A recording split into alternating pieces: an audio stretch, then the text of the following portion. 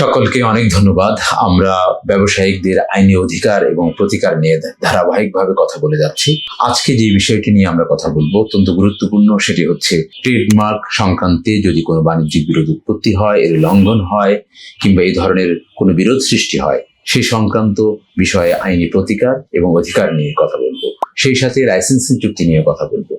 প্রথমে আসি trademark সংক্রান্তে। Trademark সংক্রান্তে যদি কোনো বাণিজ্যিক বিরোধ উৎপত্তি হয়, কি ধরনের বিরোধ উৎপত্তি হতে পারে?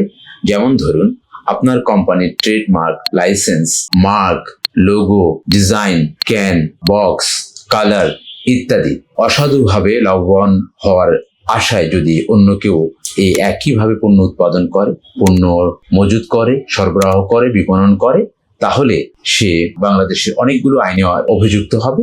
কিন্তু যদি কোনো বাণিজ্যিক বিরোধ উৎপত্তি হয়, তাহলে তাকে বাণিজ্যিক আদালতে আসতে হবে এবং যিনি ভুক্তভোগী, যিনি অধিকার ক্ষুণ্ণ হচ্ছেন, তার অধিকার আদায়ের জন্য বাণিজ্যিক আদালতে আসতে হবে, আর বাণিজ্যিক আদালত তার অধিকার প্রতিষ্ঠার জন্য প্রয়োজনীয় পদক্ষেপ নেবেন।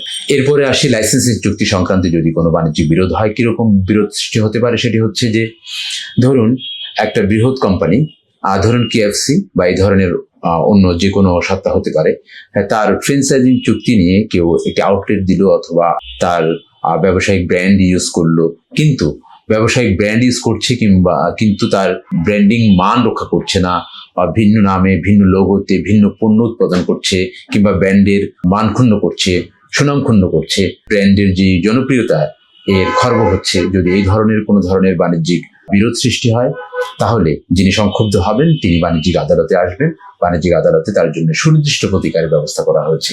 আজকে এই পর্যন্ত আমরা আপনাদেরকে এই ধরনের আরো অধিকার এবং প্রতিকার নিয়ে আইনি যে পদক্ষেপ নিতে পারেন সেগুলো সম্পর্কে জানিয়ে দেব। দেখা হবে আগামী আরেকটি পর্বে, আরেকটি অধিকার নিয়ে, আরেকটি আইনি প্রতিকার নিয়ে। আসসালামু আলাইকুম।